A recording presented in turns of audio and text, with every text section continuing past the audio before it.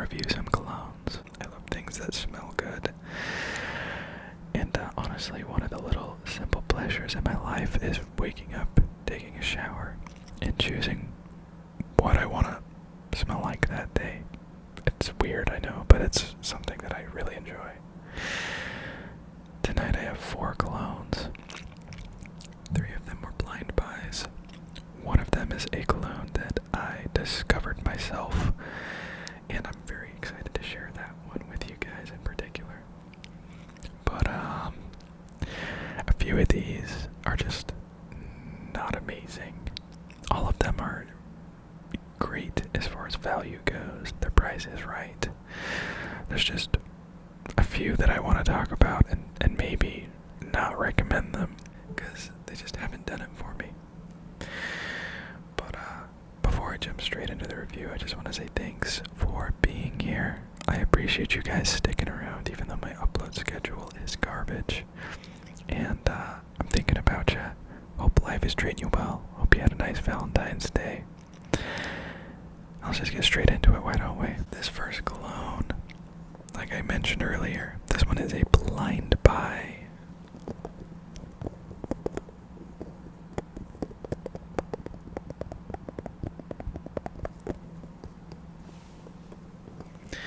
And if you guys are plugged into the fragrance community, you already know what I'm holding in my hands.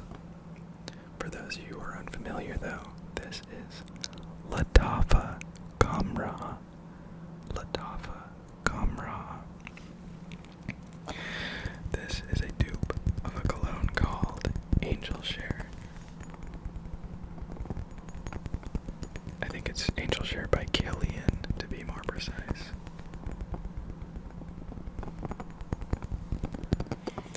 But yeah, we have some very out there packaging. It looks like a block of ice that has been chiseled. Or better yet, a high-end whiskey bottle. I think that's kind of what they were going for with this. This is a very, very strong scent. In fact, I think it's too strong. It's one of its weaknesses. It's kind of like, what is that movie? Jumanji. Strength is Kevin Hart's weakness. Strength is this thing's weakness, man. Like, I haven't sprayed it in probably a month. And even just having the cap off of it, it's just projecting right now. Without even having been sprayed. A lot of people really, really like it. I see it recommended everywhere. It smells like a baked good to me. Like somebody was making a cake and they were adding some vanilla and they were being a little bit careless and they ended up dumping the entire bottle of vanilla into their cake and then threw it straight into the oven. That's what it smells like to me. Like, it's crazy strong vanilla. For some people that's a plus. A lot of people really like vanilla. I like it okay. It just smells a little bit more feminine than my tastes prefer. And I don't know. There's something about it that it makes me almost feel sick. I don't know, it feels like a sugar crash, a sugar high. Like I ate too much dessert. If I could create a smell out of that feeling, that's what this would be. So, if you want like a winter beast and you know you love vanilla and you don't mind a little bit more of a unisex smell, this one might be right up your alley. It isn't up mine, so I can't say I recommend it, but so many people out there like it that it's hard for me to just say outright that it's not a good cologne.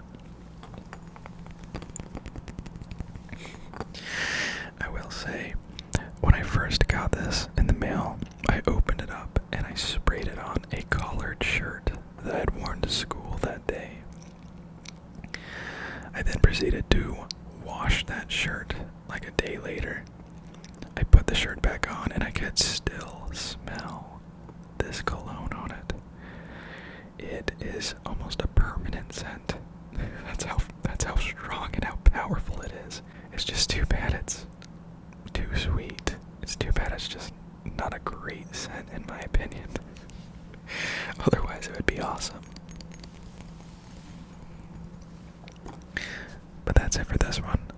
5 stars, I would give it 1.5.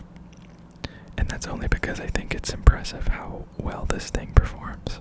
This next one, you may have seen recommended online as well. It is Haramain's Detour Noir Exclusif. This is a dupe of Parfums de Marly Layton, I believe.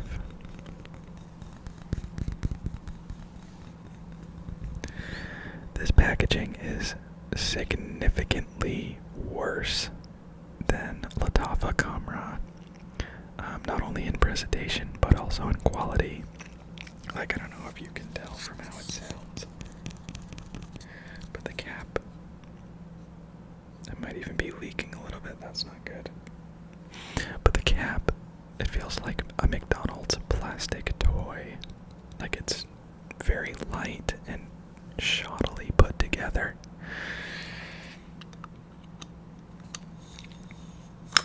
But presentation aside, it's not a bad cologne. I've never smelled Parfums de Marly Layton, but a lot of people really like that one as well. To me, this one smells very aquatic, with just a hint of sagebrush or something. It's powdery. I think my biggest complaint with just the scent itself is that it almost smells dusty. And I don't know how else to explain it, but it smells like it's the fragrance is coated in a layer of dust. And that might have something to do with like the almond. But I just can't get that out of my head. It's not a bad smell. In fact, I think it's a really good smell, but it's just coated in a layer of dust. And that kind of drives me crazy. I think it's 20 to 30 bucks. Projection is fine. I think it lasts decently well. I'd give it maybe a good 6 to 7 hours, maybe 5 to 6 hours. But it's just not amazing. It feels cheap. It smells okay, but there's just something off about it that I can't quite put my thumb on. So unless you are a fan of smelling like you have been standing still in a room for months without moving and you are coated in dust, maybe stay away from this one. This next one definitely sets itself apart from the other two we've looked at so far. We have here Lattafah Maahir Legacy. Lattafah Maahir Legacy. And this is another Parfums de Marly dupe. This is supposed to smell like Sedley.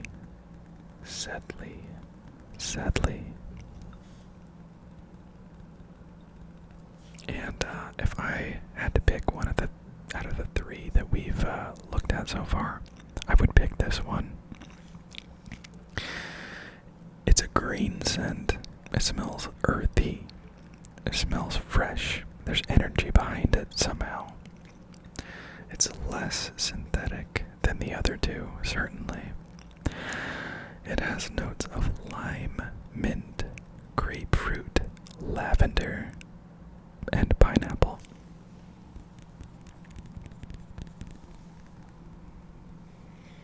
But yeah, this one is really good. I mean, tackiness of the packaging aside, it's really good. It smells very clean. It smells like a fresh haircut at the barber shop, where they use high quality shaving cream to clean up your edges. It almost reminds me of Speed Stick deodorant, but just higher quality.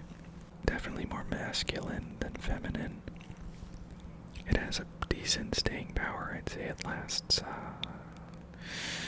4 to 5 hours, so it's nothing fantastic, but it's like $25, so you're getting a killer deal.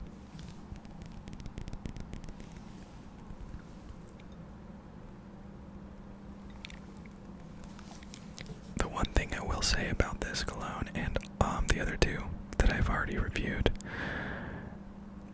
they are cheaper colognes, and I think that they feel very one-dimensional. You spray it on and it smells the same the entire day. There's not really a dry down where you experience different notes. What you smell when you first apply it is kind of what lasts.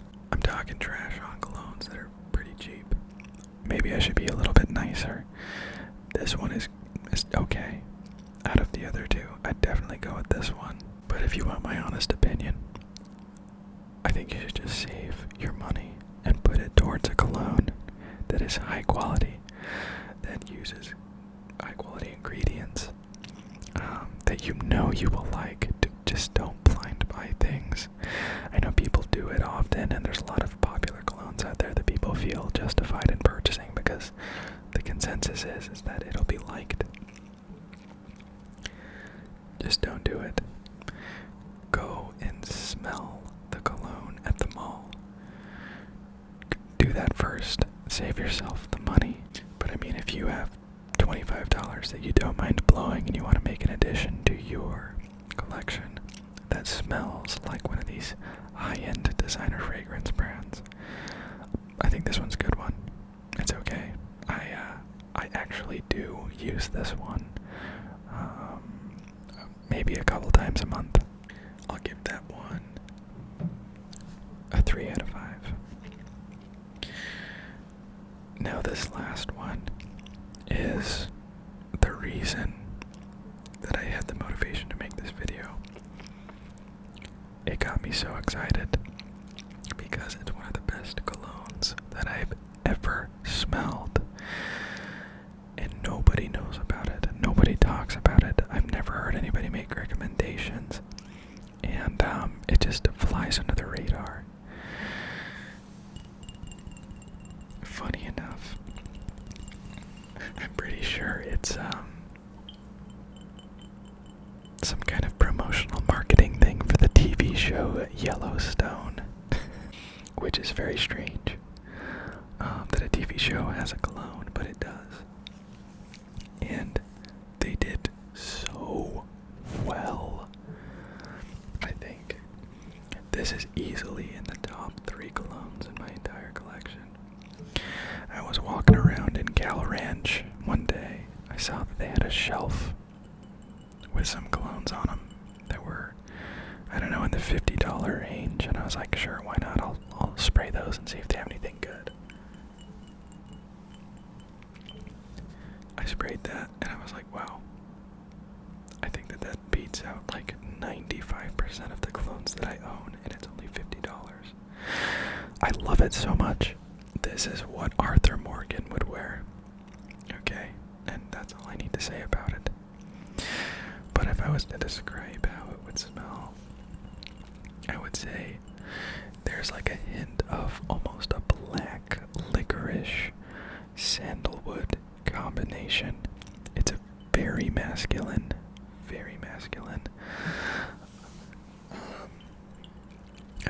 maybe a little bit more musky, maybe even some notes of leather as well. Not only is it very unique, I haven't smelled anything like this ever. It lasts decently well. I'd say 5 hours, 6 hours. But guys, nobody knows about this. And I seriously think it's one of the best ones ever. I would say it's an all-year kind of fragrance. Probably for a more mature male, you know, than a younger guy. But I really, really, really like this one. And I think you guys should check it out. I think you should smell it. Go to a Cal Ranch or wherever else they sell it. I'm really scared that it is going to no longer exist in a few years, just because as the hype for that TV show dies down, I haven't seen the show or anything, I don't know anything about it, but as the hype dies down, I'm scared that they will discontinue it. I'm almost like convinced that I should go buy a couple more bottles of it. That's how much I like it.